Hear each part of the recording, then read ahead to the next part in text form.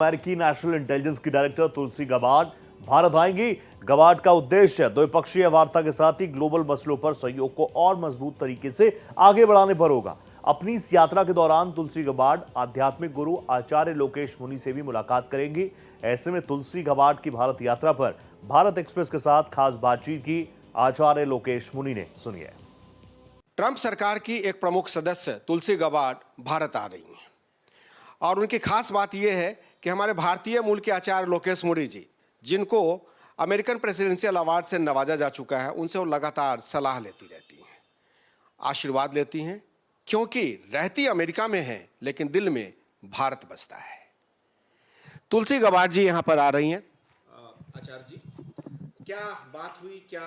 उनका कार्यक्रम है, किस तरीके से वो आशीर्वाद लेना चाह रही हैं आपसे? देखिए, तुलसी गबार्ड जी इस समय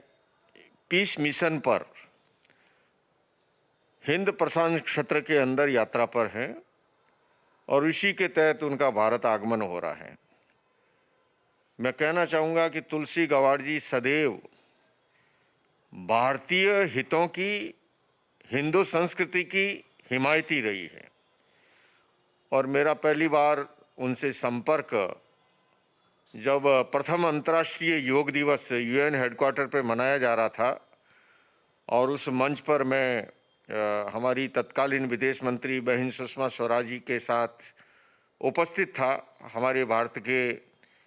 आध्यात्मिक गुरु आर्ट ऑफ लिविंग के संस्थापक पूज्य श्री रविशंकर जी, यूएन सेक्रेटरी जनरल बान की मून के साथ साथ तुलसी गबार्ड जी भी उस मंच पर उपस्थित थी और वहाँ से परिचय का एक सिलसिला शुरू होता है। और उसके बाद जब जब भी मेरी अमेरिका यात्रा हुई, पिछले वर्षों भी जब वो चुनाव के अंदर भी हाथ आजमा रही थी, उन दिनों के अंदर भी, तो जब भी चर्चा होती है मैंने देखा है, जैसा अभी आपने भी कहा, भारत एक्सप्रेस बात कर रहा है भारत की, तुलसी गबार्ड जी भी भारतीय हितों की बात करती है और मैं तो इसी माटी में जन्मा हूँ, पला पूछा हूँ। तो ऐसे के अंदर जब कोई हमारी संस्कृति के लिए, हमारे देश के लिए, और मैं समझता हूँ कि उससे भी अधिक बड़ी बात है कि आज भारत विश्व का एक सबसे बड़ा लोकतांत्रिक मुल्क है और अमेरिका विश्व का सबसे प्राचीन लोकतांत्रिक मुल्क है। ऐसे के अंदर दोनों देश मिलकर के कार्य करते हैं। अगर समूचे विश्व के अंदर शांति और सद्भावना की स्थापना के लिए, तो मैं समझता हूँ हमारा भारत का तो मूल विचारधारा रही है वसुधैव कुटुंबकम की। भारत सदैव बात करता है सर्वे भवन्तु सुखिनः सर्वे सन्तु निरामय की। और जब तुलसी गबार्ड जी, जो कि इस समय अमेरिकी इंटेलिजेंस की वो निदेशक हैं, अमेरिकी खुफिया विभाग के जो हैं प्रमुख दायित्व हैं उनके ऊपर, और जब वो पीस मिशन पर हैं, तो मैं भारत के पहला विश्व शांति केंद्र, जिसका अभी पिछले हफ्ते ही जिसका उद्घाटन हुआ है, मैं संपूर्ण विश्व शांति केंद्र परिवार की ओर से, अहिंसा विश्व भारती संस्था की ओर से उनकी इस पीस मिशन की यात्रा का स्वागत करता हूं, अभिनंदन करता हूं और ये कामना करता हूं कि दोनों देश मिलकर के, भारत और अमेरिका दोनों देश मिलकर के, अमेरिकी राष्ट्रपति डोनाल्ड ट्रंप जी, हमारे भारत के यशस्वी प्रधानमंत्री जो एक विजनरी नेतृत्व दे रहे हैं देश को, मिलकर के इस विश्व से कैसे हिंसा खत्म हो, कैसे तनाव खत्म हो, कैसे गरीबी और अभाव मिटे और कैसे इस दुनिया से आतंकवाद खत्म हो, मिलकर के कार्य करते हैं, तो निश्चित रूप से न केवल ये दो देशों के लिए बल्कि समूचे विश्व के लिए बहुत ही उपयोगी होगा और इसलिए मैं इस यात्रा को बहुत ही महत्वपूर्ण मानता हूं। आचार्य जी, मन में अमेरिका और दिल में हिंदुस्तान, जब बात हिंदुस्तान की करते हैं तो बात स्वतः सनातन की हो जाती है, लोकतांत्रिक व्यवस्था की हो जाती है, नागरिक मूल्यों की हो जाती है। तुलसी गबार्ड इतने बड़े पद पे पहुंच गई, आपको लगता है कि इसके पीछे पूरे सनातनियों का आशीर्वाद है? नहीं, निश्चित रूप से देखिए, मैं ये कहना चाहूँगा कि हमारी सनातन की जो महान परंपरा है वो समूचे विश्व के कल्याण की कामना करती है। और जिसने सनातन को आत्मसात किया हो, उन संस्कारों में पला पूछा हो, ऐसे के अंदर पूरे विश्व की, केवल प्राणी जगत की नहीं, हमारे यहाँ पर तो पेड़ पौधों के लिए, पशु पक्षियों के लिए, चर और अचर सभी तत्वों के लिए हमारे यहाँ कल्याण की और शांति की कल्पना और कामना की गई है। जब उनका नाम आगे बढ़ा और हर देश की अपनी अपनी कुछ अच्छाइयाँ खूबियाँ होती हैं और अच्छे कार्यों के अंदर कभी कभी हम देखते हैं विघ्न और बाधाएं, रुकावटें भी होती है। उस समय भी मुझसे और मुझ जैसे अनेक लोगों से संपर्क वहाँ से स्थापित हुआ। तो ऐसे के अंदर हमने यहाँ से भी, चूंकि मैं जैन परंपरा से हूँ और इस समय भारत में भी जैन धर्म अल्पसंख्यक के दर्जे में आता है, चूंकि तो उस नाते हमने सपोर्ट किया और इस बात को रेखांकित किया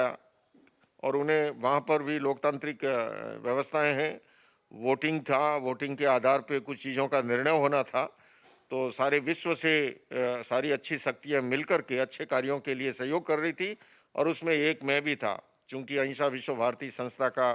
फाउंडर प्रेसिडेंट होने के नाते और अमेरिका में भी अहिंसा विश्व भारती फाउंडेशन यूएसए के नाते भी जो है मैंने अपना कर्तव्य दायित्व और सामाजिक धर्म समझते हुए सपोर्ट किया था। और मुझे लगता है कि सारी अच्छी शक्तियाँ वो अच्छे कामों के लिए सदैव सपोर्ट करती है और भारत का तो यही, किसी भी देश के लिए कोई देश बाजार हो सकता है, हमारे लिए पूरा विश्व एक परिवार है और जिसी के आधार पर G20 की भी हमारी थीम यही थी, हमारे देश की थीम यही थी और इसी थीम में हम विश्वास करते हैं। और हम तो चाहते हैं, एक संत होने के नाते भी मैं यही चाहता हूँ कि ये परमाणु अस्त्र शस्त्रों की होड़ कम हो, इस दुनिया से आतंकवाद मिटे, हिंसा मिटे, तनाव मिटे और पूरे विश्व का हर नागरिक सुख शांति और आनंदमय का जीवन जिए। आप आचार्य जी विश्व शांति की बात करते हैं, बहुत अच्छी बात है और विश्व में शांति होनी भी चाहिए। जब ट्रंप वहाँ के राष्ट्रपति बने तो अपने 3 अलाइड कंट्रीज को छोड़ के अगर किसी अंतर्राष्ट्रीय नेताओं से पहली बार मुलाकात की तो वो मोदी थे। और तुलसी गाबार्ड भारत आ रही हैं तो अपने आप में बहुत सारे संकेत दे रहे हैं अमेरिका के लोगों के लिए, जो अमेरिका मूल में रहते हैं और जो उनके नीति निर्धारक लोग हैं उनके लिए, और जो हमारे नीति निर्धारक भारत में हैं उनके लिए, कि भारत और अमेरिका मिल के आगे बढ़ना चाहिए। देखिए, आज भारत एक तेजी से उभरता हुआ, तेजी से विकास करता हुआ एक देश है और हमारे यहाँ की अर्थव्यवस्था जिस तरह से आगे बढ़ रही है और भारत की कंज्यूमर पावर जो है उसको दुनिया की कोई ताकत नकार नहीं सकती। और सबसे बड़ी हमारी दौलत है वो है हमारी युवा शक्ति। आज भारत की आबादी को अगर हम देखें तो हमारी युवा शक्ति, और उसी की बदौलत मैं ये कहता हूँ कि हमारी युवाओं की बदौलत आने वाले समय में भारत विश्व की एक आर्थिक महाशक्ति बनेगा, एक पूरे विश्व का एक शक्तिशाली देश बनेगा। और मैं तो सन 2005 से जब से मैंने वाहन विहार परंपरा एक्सेप्ट की और उसके बाद से जब से मैं अमेरिका जाने लगा हूँ, मुझे ये कहने में कोई गुरेज और संकोच नहीं है कि इन वर्षों में भारत का सम्मान बढ़ा है, भारत की आवाज़ सुने जाने लगी है, भारत को अब कोई नकार नहीं सकता और हम सबको मिलकर के भारत को दिव्य और भव्य बनाने के लिए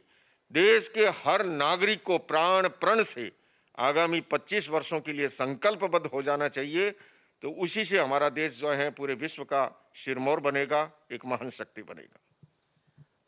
आचार्य और संतों के बारे में कहा जाता है कि उनमें नैसर्गिक शक्तियां जो हैं वो समाहित होती हैं और जिस तरीके से पूरा विश्व एक तरीके से, चाहे हम ग्लोबल साउथ की बात करें, मिडिल ईस्ट की बात करें, पाकिस्तान की बात करें, अफगानिस्तान की बात करें, आतंकवाद के पूरे एक तरीके से ढेर पे बैठे हुए हैं, बारूद की तरह वो जल रहा है उनका देश। आपको लगता है कि तुलसी गाबार्ड और हमारे जो यहाँ के नीति निर्धारक हैं, अगर हम बात करें तो जो मीटिंग होगी, हमारे सुरक्षा सलाहकार से मीटिंग होगी अगर उनकी, तो कुछ ऐसा रास्ता निकलेगा कि आतंकवाद का अगले 5-10 साल में सफाया हो पाएगा? देखिए, हम जब 21वीं शताब्दी में हैं, मैं ये कह सकता हूँ कि ये समय अब जो है ये हथियारों से लड़ने का समय नहीं है। और वास्तव में अगर कहूँ, मैंने यही बात जब मुझे तत्कालीन भारतीय राष्ट्रपति डॉक्टर एपीजे अब्दुल कलाम ने तत्कालीन पाकिस्तान के राष्ट्रपति जनरल परवेज मुशर्रफ से ये कहते हुए मिलाया था कि ये हमारे शांति दूत हैं आचार्य लोकेश जी, मैंने उनसे भी कहा था और आज मैं भारत एक्सप्रेस के माध्यम से पूरे देश और दुनिया को कहना चाहूंगा, मैंने उनसे कहा था कि भारत और पाकिस्तान के दुश्मन दो नहीं है, दुश्मन एक ही है और वो दुश्मन है अभाव, अशिक्षा, अचिकित्सा। अगर हमारे उपमहाद्वीप में शांति व्याप्त हो तो हम जो अस्त्र शस्त्रों पर खर्च कर रहे हैं अनाप शनाप, वो असली दुश्मनों को, अभाव को, अशिक्षा को, अचिकित्सा को, इनको मिटाने में लगा सकते हैं। तो मैं समझता हूं अब समय वो आ गया है, हमें विध्वंस की ओर नहीं, इस समय मैं ये कहूंगा कि अणुबम की नहीं अहिंसा की जरूरत है, अणुबम की नहीं अणुव्रत की जरूरत है। और एक जैन सन्यासी होने के नाते मैं इस पर बलपूर्वक कहूंगा कि मेरी ये प्रथम, मध्यम और अंतिम आकांक्षा है कि कैसे जल्दी से जल्दी इस दुनिया से आतंकवाद खत्म हो, तनाव खत्म हो और अभाव खत्म हो। आपने सुना आचार्य लोकेश मुनि जी को, जिन्होंने कहा कि तुलसी गाबार्ड का भारत आना इन बातों का संकेत देता है कि आने वाले समय में भारत और अमेरिका मिलकर काम करेगा। भारत विश्व की आर्थिक शक्ति बनेगा और ये शक्ति तभी बन सकता है जब हम अशिक्षा से, अचिकित्सा से, अज्ञानता से अपने आप को दूर करेंगे, चाहे वो भारत हो या पाकिस्तान, उसके बाद ही पूरे विश्व का विकास हो सकता है। वीडियो जर्नलिस्ट रमेश राय के साथ कृष्ण मोहन शर्मा, भारत एक्सप्रेस।